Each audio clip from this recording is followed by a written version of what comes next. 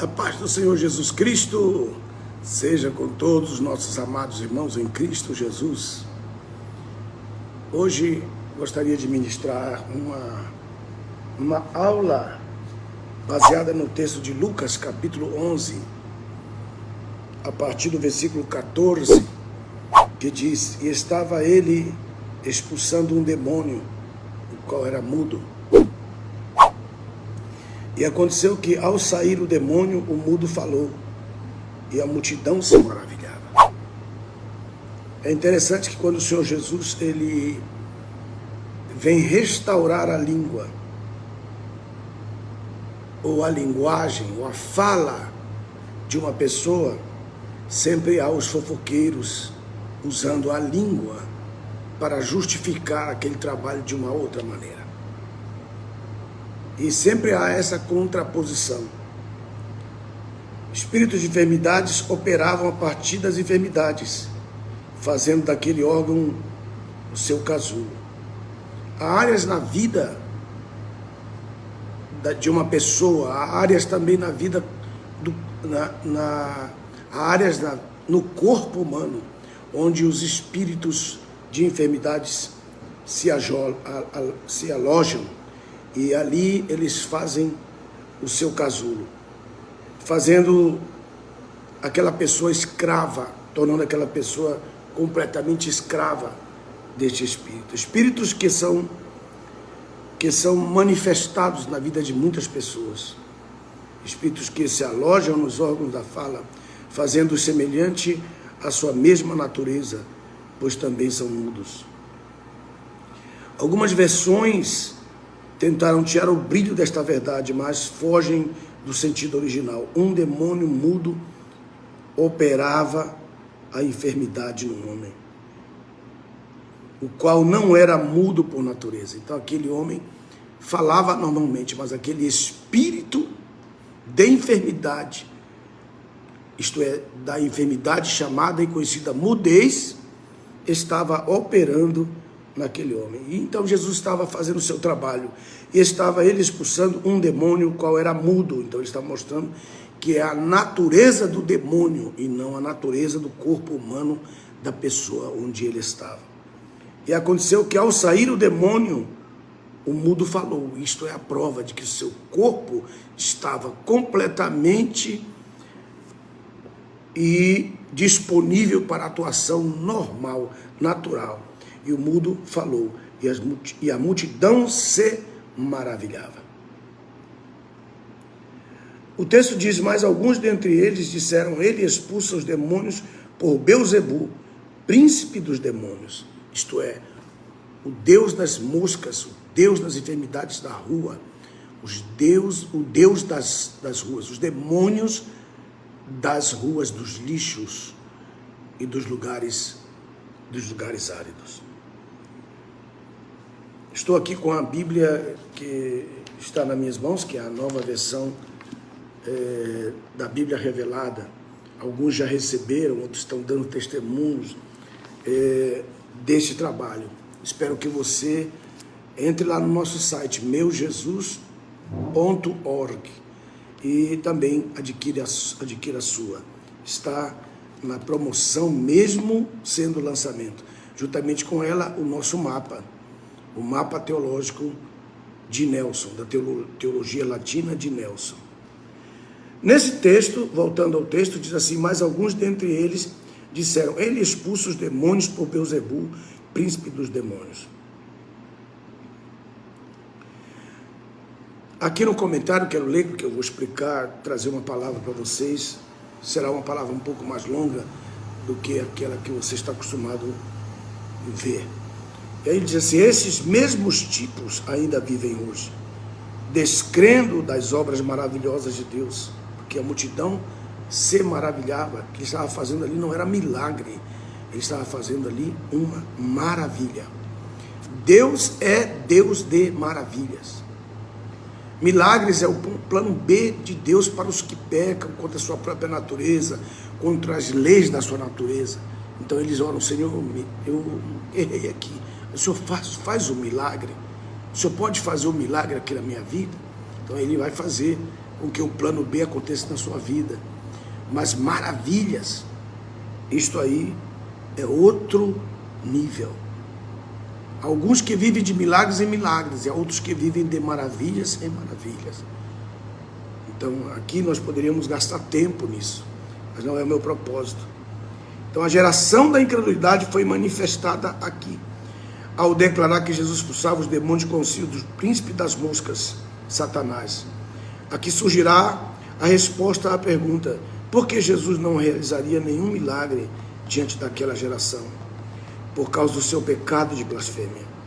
Daí em diante ele falará somente em parábolas, para que ao escutarem a palavra assim, não se converteriam, porque aqueles que blasfemam contra o Espírito Santo jamais serão perdoados, nem nesta vida, nem no tempo do juízo que acontece, o que antecede o mundo vindouro de Deus. O livro de Isaías, capítulo 6, versículo 9, fala que Jesus veio pregar o evangelho inverso, junto. Se você juntar o capítulo 6 de Isaías, versículo 8 e 9, com Mateus, capítulo 13, versículo 14, você vai entender de que se tratava de Jesus em Isaías 6, e a correspondência profética, a projeção profética de Mateus 13, 14, então comprova que ali era Jesus o enviado de Deus. E uma das ordenanças era: fala a este povo por parábolas, para que aqueles que ouçam não entendam, não te entendam, e aqueles que vejam não percebam, porque eles estão com o coração gordo, e eles se tornaram insensíveis às coisas de Deus. Então essa é uma geração má e perversa, porque ele vai colocar aqui, diz o texto no verso 16, e outros tentando, pediam-lhes da sua parte um sinal do céu, e ele responde isso aqui.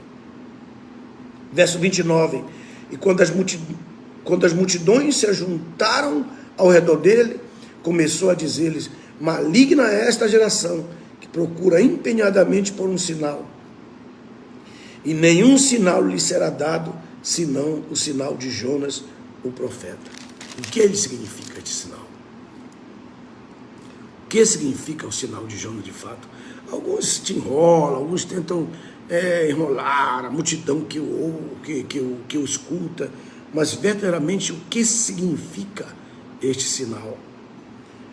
Aí no capítulo 11, versículo 16, o texto fala: e outros tentando, todo o tempo aqui nós vamos ver as pessoas tentando o quê? Tentando sair da linha, perder o foco da sua vida, da sua mensagem, do seu ministério. Isso é o que nós vemos constantemente. E outros que tentando pedem sinais, pedem milagres. É isso que eles queriam. E Jesus, versículo 17, diz: mas ele, conhecendo os seus pensamentos, disse-lhes: todo o reino dividido contra si mesmo será destruído, e casa contra casa cairá. Então, o teor dessa mensagem é mostrar a divisão que há entre as casas que querem sobreviver. Bendito seja o nome do Senhor. Então, quero mostrar para vocês algumas palavras, algumas revelações que Deus nos dá o privilégio de compreender, de conhecer para vocês. Então, tome a sua Bíblia, abra a sua Bíblia, pegue uma caneta, se tiver 2 Bíblias, melhor. Estou aqui com a Bíblia Agenda, que está disponível também no site para vocês que não têm a Bíblia Agenda. Tem poucas delas, que é meujesus.org. Você pode ter tanto a Bíblia Agenda que está aqui comigo, como a Bíblia Ômega que estão à sua disposição. Aí ele mostra aqui, Jesus mostra o nosso grande erro no tempo da graça. Qual é o maior erro da igreja, organismo atual? Qual é o maior erro dela? O maior erro dela é a divisão, o pecado da divisão. Com isso, ele estava ensinando que até Satanás entende que não pode se dividir se quiser alcançar os seus propósitos. A união é tão forte, ela é tão especial, que Deus respeita a união, a unidade humana. A unidade humana é tão especial que Deus a respeita. Quero ler aqui um texto. Quero aqui ler um texto no livro de Gênesis, capítulo 11. Diz aqui um texto. Capítulo 11, na palavra de Deus, quer dizer, então, versículo 11, verso 5 de Gênesis, assim: desceu o Senhor Jeová para ver a cidade e a pirâmide que os filhos dos homens edificaram. E ele disse, o Senhor Jeová disse, este povo é um. Ponto número 1, um povo um. Número 2, todos têm uma só língua. Segunda razão da unidade. Primeiro, ser um. 2, um no projeto. 2, ter a mesma língua, falar a mesma língua, o mesmo idioma. E diz o texto, e isto é o que começam a fazer.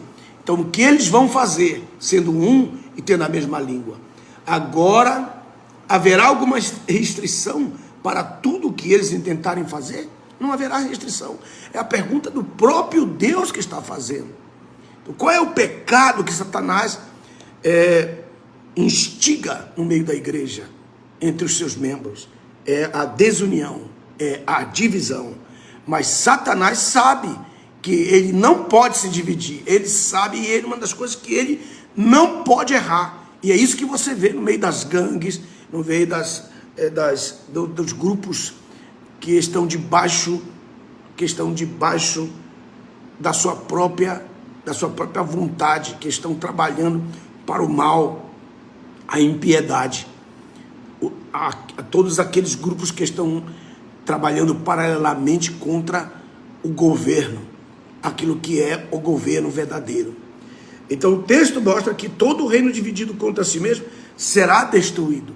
Na casa, na empresa, no ministério, na família. São tipos de reino, ou reinos. E divididos, eles não prosperarão, eles cairão. E o texto diz, e se Satanás também está dividido contra si mesmo, como o seu reino permanecerá? Jesus está mostrando que ele não está dividido. Ele diz, por que dizeis que eu expulso os demônios por Beelzebu? Né? Por que dizeis? Jesus está justificando a ignorância de cada um deles. Aí ele diz assim, no verso 19, ele diz assim, mas se eu lanço fora os demônios por Beelzebu, por quem os lançam fora os vossos filhos? Quando nós lemos esse texto, a gente não entende perfeitamente o que Jesus está querendo dizer. Mas veja agora dessa maneira para você entender o que ele quer dizer. Ele quer dizer, se eu sou limitado e expulso demônios por um espírito único e limitado que não é onipresente, então por quem expulsam os seus filhos, os vossos filhos? Por quê? Porque eles me seguirão a mim. Eles serão meus discípulos. Por isso que eles vão ser os vossos juízes.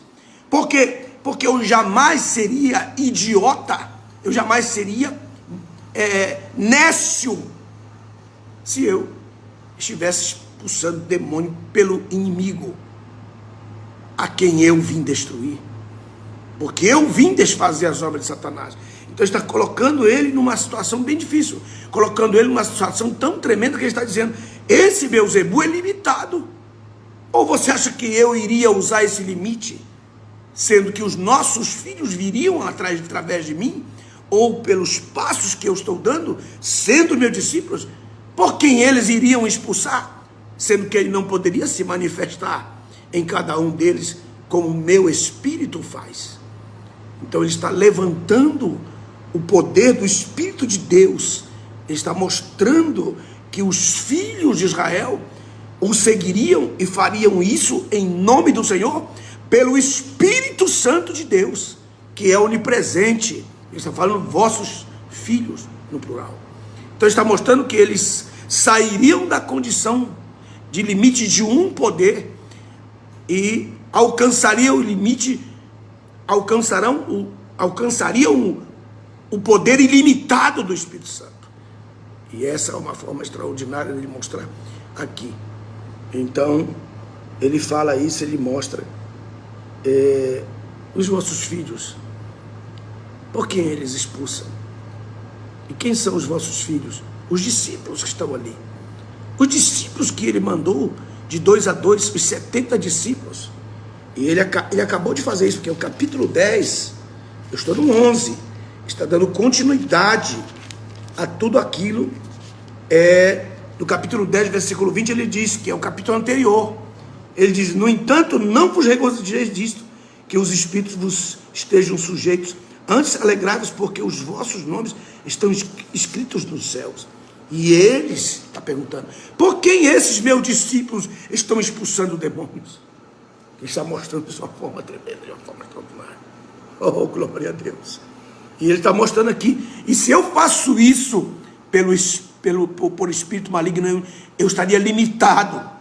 Mas por que os meus discípulos acabam de fazer isso? Por que os meus discípulos estão acabando de fazer? Vocês disseram que eles expulsavam demônios por Beelzebu? Se esse demônio é limitado, então vocês estão se contradizendo. Jesus está mostrando isso para eles.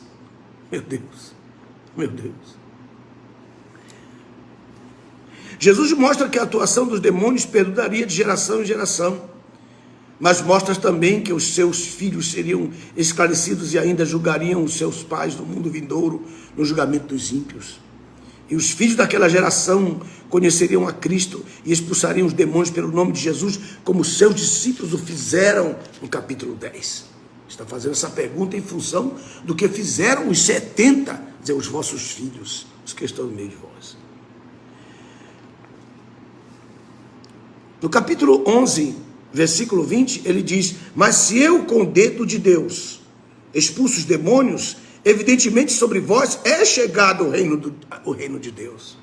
Os irmãos sabem que isso aqui tem uma ligação direta com o texto de Êxodo, a partir do capítulo 7, quando Moisés começa a investida do poder de Deus em função da incredulidade de Faraó e também do próprio povo de Israel. E houve o primeiro sinal, no capítulo 7, verso 15, primeiro sinal, no capítulo 7, verso 15, depois o segundo sinal, a praga de rãs, no capítulo 8, versículo 1. Depois, no verso 8, 7, os feiticeiros de Faraó são chamados. Os feiticeiros são chamados. Depois, no capítulo 8, vem a terceira praga. A terceira praga. E quando eles tentaram fazer essa terceira praga, veja só aqui no capítulo 8, versículo 19, diz o texto: os feiticeiros fizeram o mesmo com as suas bruxarias e tentaram inutilmente produzir piolhos. E havia piolhos tanto nos homens como nos animais. Então os feiticeiros já haviam feito o mesmo com a primeira praga, fizeram de novo o mesmo na segunda praga. E aqui é a terceira praga. Veja só no capítulo 8, versículo 19. Então os feiticeiros disseram a Faraó: o dedo de Deus está nisso. O dedo de Deus está nisso. Mas o coração de Faraó continuou endurecido e não os ouvia, tal como o Senhor Jeová havia dito. Então Jesus está mostrando aqui que da mesma forma como Moisés estava experimentando o poder do dedo de Deus, então Jesus está dizendo aqui: olha, que eu não quero ensinar a vocês ou mostrar para vocês que o meu Pai que está no céu está usando nem a sua mão, nem o poder da sua mão, mas ele está usando o dedo de Deus. E Jesus então está dizendo quem é o dedo de Deus: o Espírito Santo de Deus. Então era o Espírito Santo de Deus que estava aqui em Êxodo capítulo 8, versículo 17. O dedo de Deus está nisto. O dedo, aleluia, o dedo de Deus está nisso, aleluia. Bendito seja o nome do Senhor Jesus Cristo. Então ele está dizendo isso aqui. Capítulo 11, versículo 19 diz: mas se eu lanço fora os demônios por Beelzebu, por quem lançam fora os vossos filhos? Aí ele mostra, pelo dedo de Deus, no verso 14. Da mesma forma se com o dedo de Deus expulso demônios, evidentemente sobre vós é chegado o reino de Deus, da mesma forma como ele chegou no Egito. Veja onde isso vai acabar. Veja onde essa palavra vai acabar. Veja só o texto, acompanhe comigo. Houve um tempo em que o homem forte, Satanás, guardou o seu palácio e todos os seus bens, frutos de roubos, furtos, vidas, almas, heranças, bens duráveis, esperanças, casamentos, sonhos, claridades, realizações, ouro e prata. E eles estavam seguros num palácio. Jesus vai mostrar a falência do reino das trevas. Jesus vai mostrar a falência de Satanás aqui. Acompanhe comigo, vamos devagar, para que você chegue aí. Então, tudo isso aqui estava guardado no palácio. Desde Adão até Cristo, ele pôde guardá-los com segurança, mas Jesus veio para desfazer as obras de Satanás, tomar os bens que ele roubou e entregá-los de volta aos seus respectivos donos. Então, veja só. Ele mostra no versículo 21, acompanhe comigo no texto. Acompanhe comigo no texto. Isso que eu estou dizendo é uma mensagem que não é para qualquer pessoa, isso aqui. Se você gosta de oba-oba, novela, se você gosta de manifestações espirituais estranhas, se você se mete em problemas, em encrencas, você não tem paz, se você não estabiliza a sua vida, e se você não tem uma vida estável, e tudo está dando errado na sua vida, e sempre você está perdendo aquilo que você ganha, essa mensagem pode te abençoar. Põe atenção agora a isso. Diz o texto, você não dorme direito, você não tem paz quando você vai dormir, você não tem paz quando você tenta descansar, você vem, os pensamentos de medo, de angústia vêm sobre a sua vida. Você vai ter uma resposta agora, se você quiser. Ouça a continuidade desta palavra. Estou aqui com a Bíblia Ômega, estou aqui lendo os comentários e também fazendo outros comentários sobre eles. Então eu vou mostrar aqui. Houve um tempo em que o homem forte, Satanás, é ele aqui. Diz aqui esse verso 21, diz assim, quando o homem forte, que aqui é Satanás, e diz aqui bem armado, quando diz bem armado, não é que ele tem muitas armas, é que ele está com uma armadura. Ele está bem armado, no sentido de que ele tem uma armadura. Aí ele diz assim, quando o homem forte, bem armado, aí diz assim, quando o seu próprio palácio guarda, diz assim, guarda o seu próprio palácio, todos os seus bens estão seguros. Então Jesus reconhece o que ele está fazendo aqui. O que ele guarda ali? Ele guarda o fruto dos roubos, dos furtos, das vidas, das almas, das heranças, dos bens duráveis, da esperança, dos casamentos, dos sonhos, das escolaridades, das realizações, do ouro, da prata. E por que ele guarda? Ele não manda ninguém guardar. Por quê? Porque é fruto de roubo. Ele não confia nos que guardam os seus tesouros, porque embora ele confie, eles o mata depois para que eles não se lembrem aonde eles, ou não haja lembrança, onde o próprio Satanás guarda os seus bens. Então o texto fala de uma coisa tremenda, porque ele diz assim no verso 22 assim, mas quando vier outro mais forte, quem é? Esse aqui é Cristo. Mas quando vier um homem forte, diz assim, outro mais forte do que ele, número 1, mais forte do que ele, 2, o vence. E ele diz, como o vence? O vence tirando-lhe a sua armadura completa em que confiava e repartirá os seus despojos. Essa aqui é a grande vitória que você que está me ouvindo. Porque você tem medo? Porque Satanás, ele vem de uma forma extraordinária. Olha o texto, o que o texto está dizendo? O texto diz assim, que ele confia, não é no seu revólver, nem no seu fuzil, nem na sua bomba atômica, nem na sua arma, nem no seu arco, o arco sem flecha, porque ele é covarde, porque ele não tem espada, porque ele é covarde, ele lança de longe as suas armas, as suas flechas, porque ele não tem coragem de aparecer diante de você em pessoa, porque ele vai ser expulso em nome de Jesus. E o que ele está mostrando aqui, vocês estão me ouvindo agora, preste bem atenção, não quero conversa, não me dê paz, eu não quero que você fale a paz do Senhor agora, eu quero que você preste atenção no que eu estou desenvolvendo aqui, porque até o fato de você dizer a paz do Senhor está perdendo a revelação da palavra. Aí ele diz assim, mas quando vier outro mais forte do que ele, e o vencer, tirando-lhe a armadura. Por quê? Porque o que está dentro daquela armadura, o que está ali dentro daquela armadura, o que tem ali dentro daquela armadura, tem um ser pisoteado por Jesus na cruz do Calvário, tem um ser vencido a paulada. Isso está no Salmo 18. Persegui os meus inimigos e os alcancei, não voltei sem que até o último o tivesse vencido.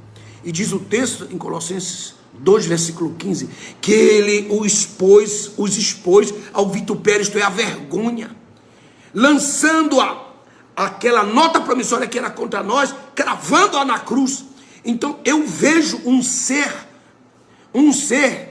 que está blasfemando, mas que blefa, porque ele tem uma armadura que te causa medo.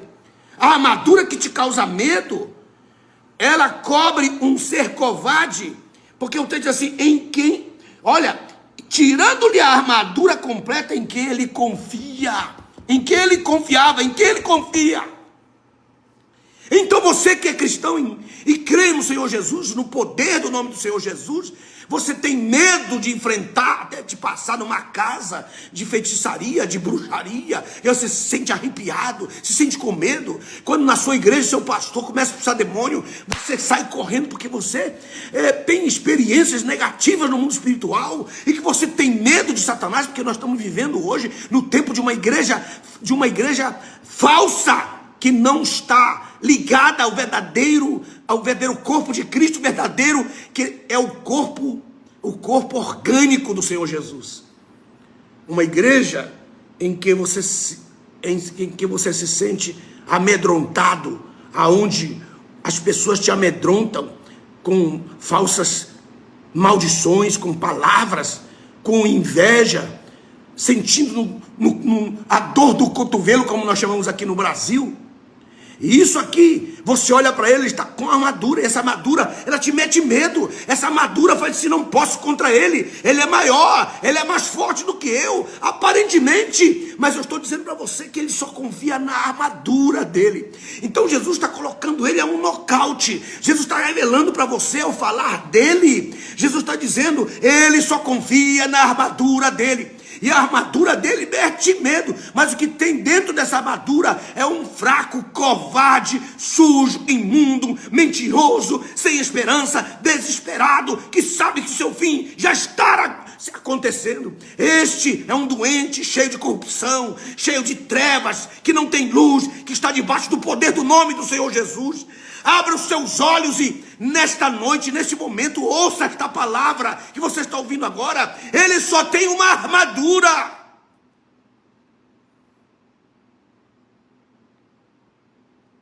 Vou ler o texto. Quando vier outro mais forte do que ele e o vencer, tirar-lhe-á a sua armadura completa em que confiava. A única coisa que ele confia é a aparência. Os que eu queria que vocês entendessem agora é a aparência dele. Então essa aparência que te causa medo, esta aparência que te causa medo, o que te causa medo? Olha só o texto. Ele diz, meus irmãos,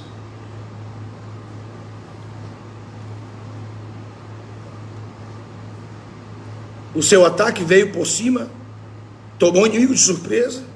Enquanto ele esperava pela dianteira de seu palácio, ele veio pelo ar, e era mais forte do que ele, e o venceu. Tirou-lhe a armadura. Isso quer dizer que ele o desmascara. Ele o desmascara. Diz o texto, tirou-lhe as suas defesas, destruiu o objeto de sua confiança. Diz o texto, segundo a lei, o texto de 1 Coríntios, capítulo 15, diz, o texto de 1 Coríntios, capítulo 15 é tremendo, porque ele fala da fortaleza que eu quero mostrar. Aqui ele fala da fortaleza. Ele diz assim, capítulo 15, versículo 51, onde está, ó morte, o teu aguilhão? Onde está, ó Hades, a tua vitória? O aguilhão da morte é o pecado, e o poder do pecado é a lei. Então ele se revestia de algo grande que te metia medo.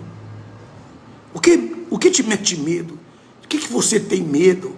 Jesus está dizendo, o que está dentro dessa armadura é fraco, mentiroso, enganador, ele está doente, todas as enfermidades e dores estão nele. E você está com medo só da armadura. E Jesus disse, se você conseguir tirar essa armadura, sabe que é uma coisa que Satanás não consegue dormir, porque ele sofre de insônia? Sabe por que ele não consegue dormir? É que ele começa a pensar, se o Danilo Cabral, o Emanuel Mendes, né, o Elimário Silva, a Karina Teodoro, descobrirem que eu sou um bocó dentro dessa armadura, e que só é a armadura que está causando medo neles, eles então teriam vitória sobre mim. Então eu tenho que buscar para que eles continuem tendo medo da minha armadura, porque se eles olharem para a minha armadura e fizerem uma projeção de uma grandeza sobre mim, eu os vencerei só com a minha armadura. E Jesus está dizendo, estou ensinando para vocês a maior fraqueza de Satanás. Ele confia na sua aparência. Por isso todos aqueles que confiam na sua aparência caem. Por isso que aqueles que confiam na sua aparência serão derrotados, porque se frustrarão, porque a cada ano serão frustrados, porque virá a velhice e causará dano, e aí você vai querer fazer um acerto aqui, um acerto ali, porque você quererá continuar impressionando com a sua aparência e não com aquilo que está dentro de você. E muitas vezes aquilo que você tem dentro é mais poderoso do que aquilo que é em si o objeto da sua confiança, que é a sua própria aparência.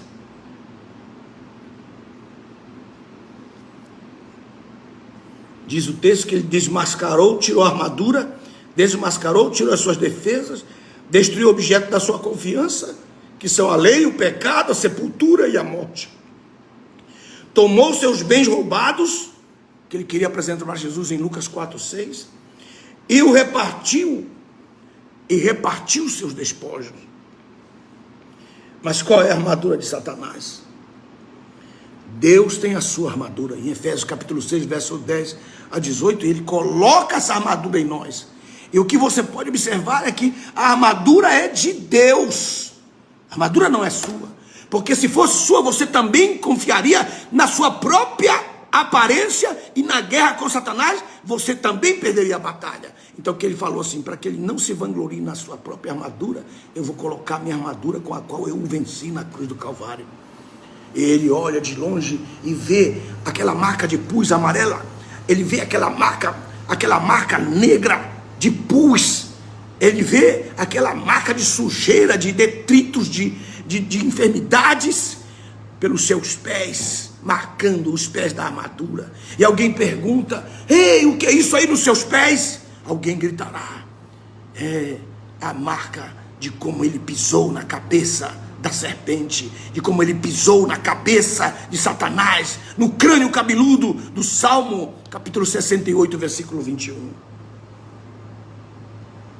Então a armadura completa de Satanás se constituía da seguinte maneira: cinto da mentira, couraça da injustiça, preparação dos seus pés com a falsa doutrina e más notícias de divisão, o escudo de desconfiança, o capacete da perdição, a espada dos espíritos das trevas, que são as vãs filosofias, e as orações contrárias de maldições. E Jesus veio para tirar sua armadura e triunfar sobre eles na cruz. Bendito seja o nome do Senhor. E ele coloca, quando ele vier, e quando ele vier, meus irmãos, meu Deus, ele mostra essa palavra. Eu queria que vocês observassem essa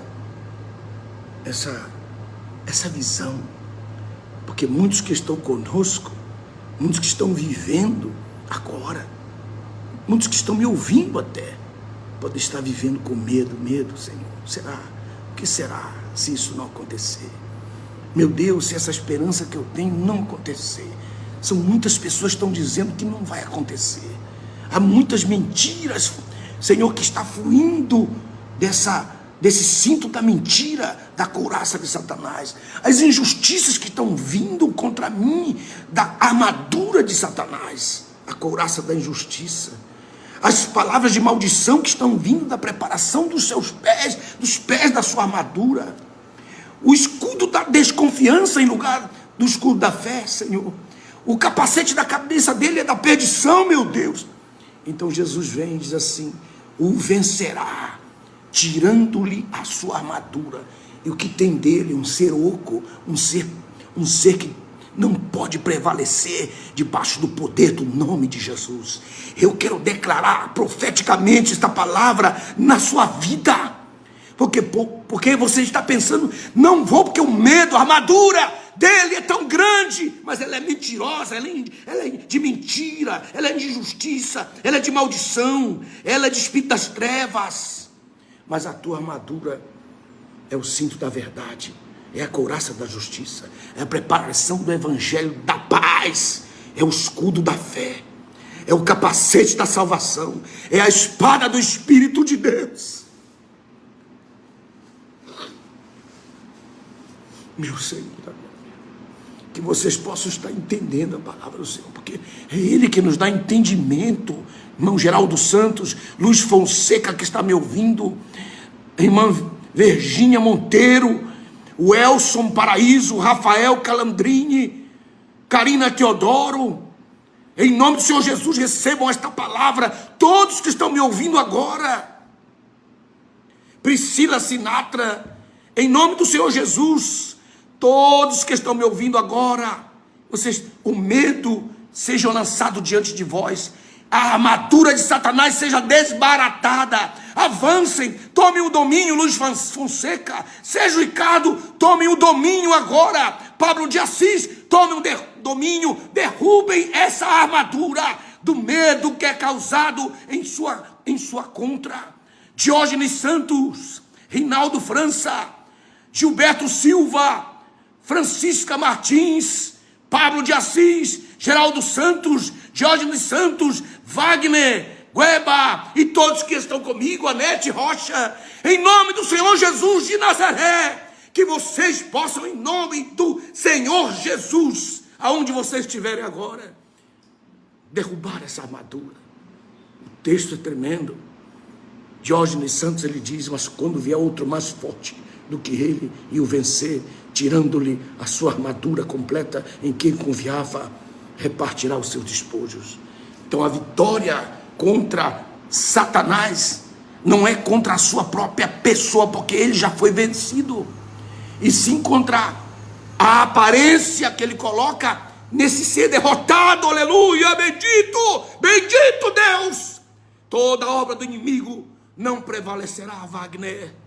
Toda obra do inimigo não prevalecerá, Eduardo Aparecido, Luiz Fonseca. Toda obra do inimigo não prevalecerá. Derrube essa armadura em que ele confia. Marcos Pedro, Wesley Silva, Alexandre Paulo Cabreira, Paulo de Assis, João Carlos, Geraldo Santos, Francisca Martins, Gabriel Sérgio. Em nome do Senhor Jesus, declaro isso na vossa vida.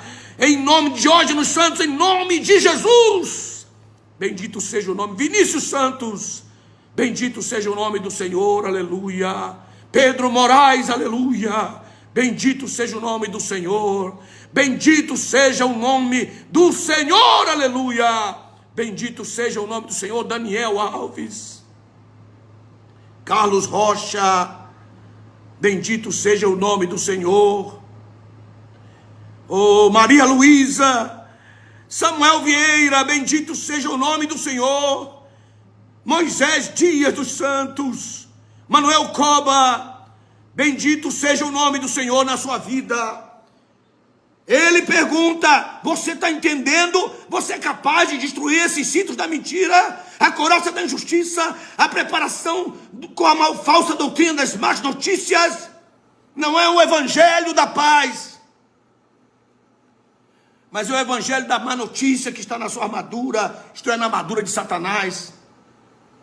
o escudo da desconfiança em lugar do escudo da fé, o capacete da perdição, a espada do espírito das trevas. Ele está falando, ele está vencido, Satanás está vencido por Cristo na cruz. Colossenses capítulo 2, verso 15, Satanás foi desbaratado, já é vencido, já está vencido.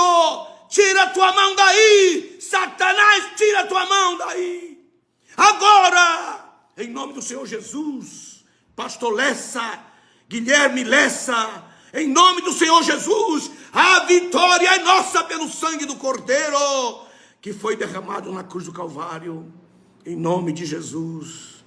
Oh, você que está me ouvindo, não saia daí, não saia daí. Jesus veio atrair os soldados para o seu exército. Jesus veio para levantar obreiros para a sua seara. Jesus está explicando claramente que o seu dom não é espalhar, mas ajuntar. Ele está ensinando que a característica fundamental do seu ministério é ajuntar, e aquele que espalha está do outro lado. Então quem é que espalha? Aquele que está trazendo a falsa armadura, aleluia! Bendito seja o nome do Senhor. Você vai tomar aquilo que ele roubou.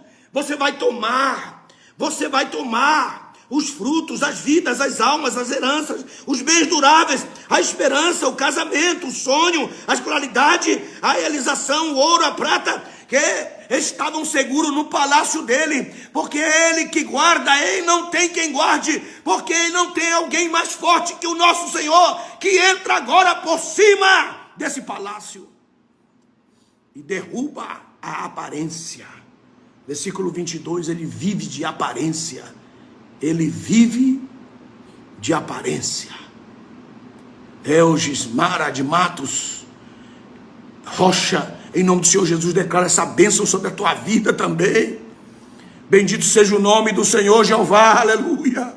Bendito seja o nome do Senhor. Quem pode apertar esse coração aí? Marcos Leocádio, Deus abençoe. Diógenes Santos, em nome de Jesus. Priscila Sinatra, Rafael Calandrini, aperte esse coração dando glórias a Deus.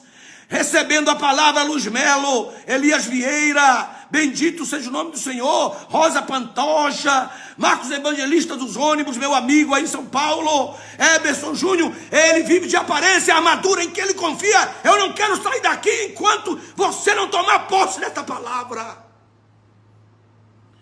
Bendito seja o nome do Senhor, verso 22, mas quando vier outro mais forte do que ele, e o vencer e tirar-lhe a sua armadura completa em quem confiava, em que confiava, e então o que você vai ter aqui? Qual é o resultado que você vai ter aqui? Qual é o resultado? Repartirá os despojos. Então, despojos dos frutos, das vidas, das almas, da herança, dos bens duráveis, da esperança, do casamento, dos sonhos, da escolaridade, das realizações, do ouro, da prata. Oh, glória a Deus! Bendito seja o nome do Senhor. Aperte esse coração, dando glórias e glórias a Deus, se você crê nesta palavra. Eberson Júnior, aleluia.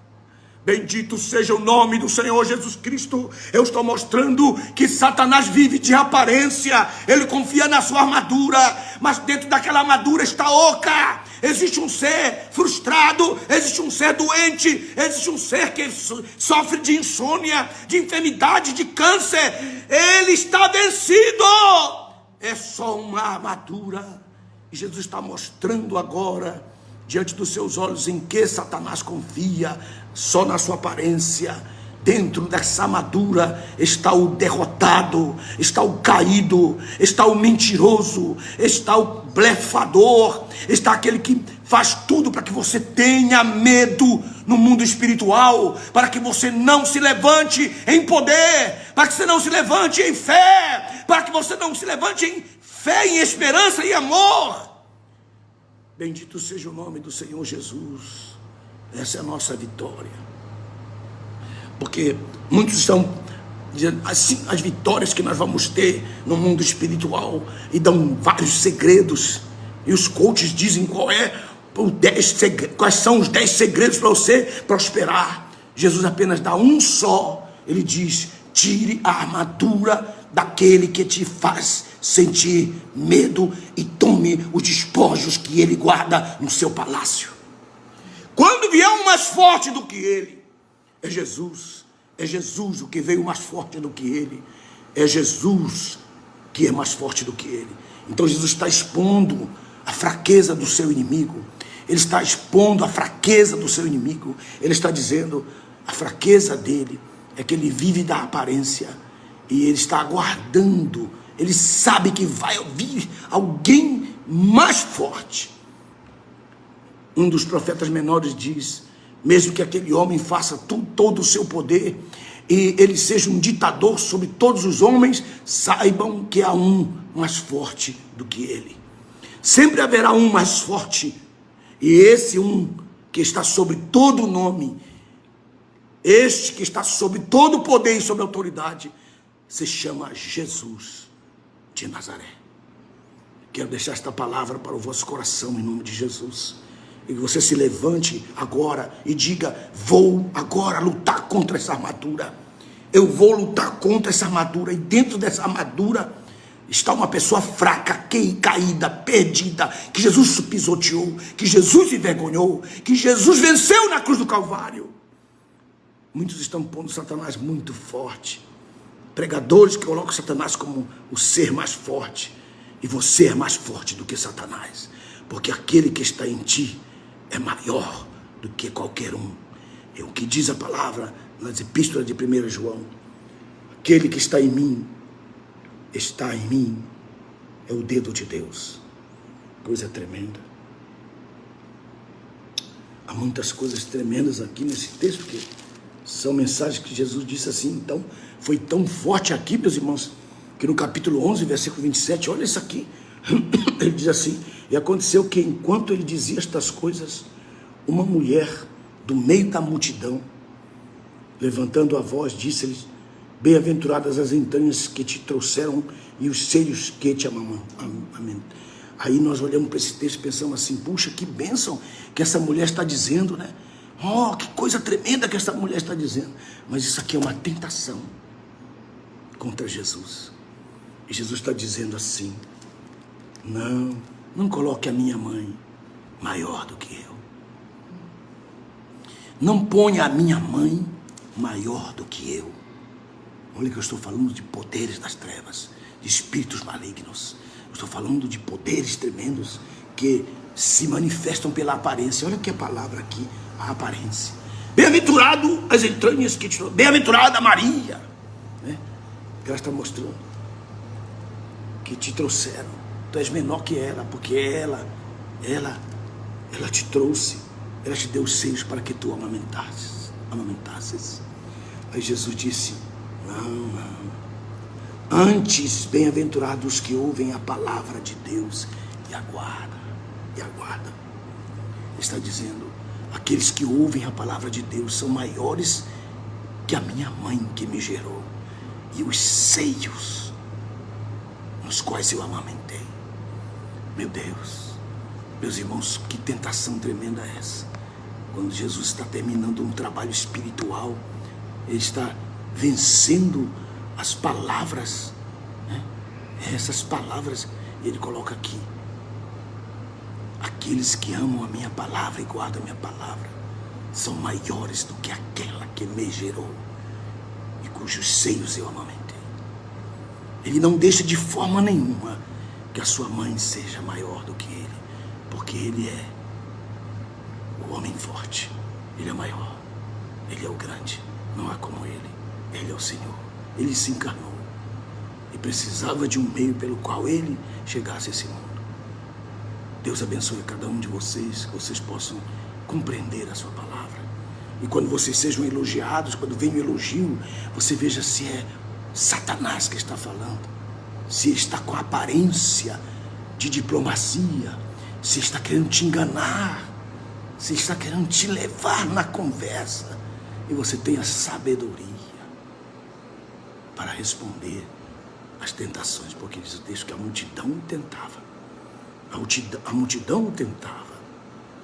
Que Deus seja bendito na sua vida, diga amém comigo. Olha só que coisa, tudo isso aqui, vocês estão vendo aqui, eu vou mostrar aqui, ó. do riscadinho, está vendo aqui? Está vendo aqui? O mesmo texto que eu tenho aqui, essas duas Bíblias. Essa aqui é o que eu mais uso, que eu uso, todo mundo sabe que a Bíblia Agenda é o que eu mais uso, e essa aqui é a Ômega. Esta aqui tem uma concordância homilética com mais de 13 mil mensagens entre Malaquias e Mateus. Eu coloquei em ordem, eu não coloquei só, então algumas pessoas pensam, eu coloquei os textos de qualquer maneira, mas eu não coloquei. Eu coloquei os textos em ordem, como se fosse uma cadeia temática. Quando você quisesse um texto sobre, por exemplo, suicídio, você tivesse ali 14 razões por que você vai para o inferno se cometer suicídio. E mostro com os textos da Bíblia. Esta Bíblia Agenda. Ela também tem a agenda pastoral. A agenda pastoral. Tem os textos em ordem cronológica da Bible Cronos. Tem também aqui a sua vida financeira, como você equilibrar a sua vida financeira, a sua economia. Os 23 grupos de ministérios que estão na igreja e como cuidar deles, fazendo uma agenda com eles. E esta aqui é a Bíblia comentada, ampliada, versão 3.0, versão 3.0 da versão de Nelson. Ela está menor, mas ela está maior em comentário. Deus abençoe, acaba de chegar e tem já pessoas que estão dando testemunho porque já receberam esse grande material. Queria que o Senhor Jesus os abençoasse. Muito obrigado. Que o Senhor te abençoe. Todo o dinheiro que nós recebemos, nós reinvestimos nestas Bíblias. Já são 6 Bíblias publicadas e tem 3 agora que estão indo para a Sociedade Bíblica do Brasil para a sua confecção. A Bíblia da Eleição, a Bíblia Missionária, que vem com todos os textos comentados na Bíblia sobre missões. Vai ser uma grande bênção para a obra missionária, que é com a nossa versão 5.0. 5.0 nossa versão. E essa Bíblia da Eleição e também a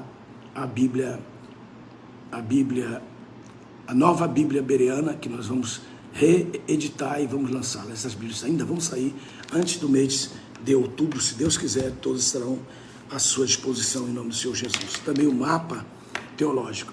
Esse mapa eu trouxe mais agora, chegaram mais mapas, porque tinha sido, já estava finalizando. Esses mapas teológicos estão também em promoção e você pode adquirir.